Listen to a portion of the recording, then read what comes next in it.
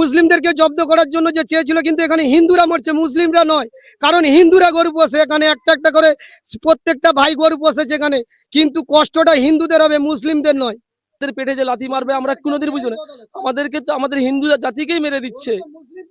কাকরদা civil caste পাড়ার কৃষ্ণপদ মণ্ডল, কাকরদা civil caste পাড়ায় আমাদের এখানে প্রচুর পরিমাণে প্রত্যেক বাড়ির লোকে 10টা-15টা করে গরু পুষেছি, ছোটবেলা থেকে খাবিয়ে মানুষ করেছি।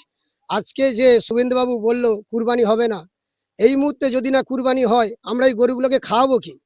আমরা নিজেরা পাল্টানো দরকার। সরকার চেঞ্জ হবে হিন্দুদের ভালোর জন্য বলছে।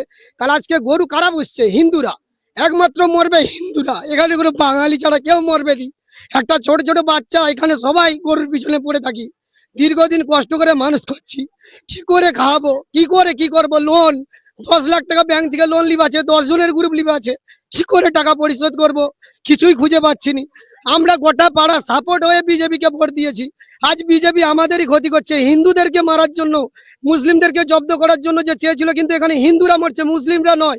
কারণ হিন্দুরা গরু পোষে, এখানে একটা একটা করে প্রত্যেকটা ভাই গরু পোষেছে এখানে, কিন্তু কষ্টটা হিন্দুদের হবে, মুসলিমদের নয়। আমার নাম কৃষ্ণপদ মণ্ডল, গ্রাম কাকরদা, পোস্ট টিমারিয়ার, থানা তমলুক, জেলা পূর্ব মেদিনীপুর।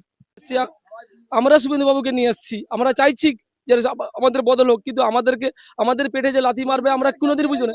আমাদেরকে তো আমাদের হিন্দু জাতিকেই মেরে দিচ্ছে। আমরাই গরু পুষছি, মুসলিম জাতি কটা গরু পুষে। আমরা চাইছি এবারের মতো আমাদেরকে সুযোগ দিবা।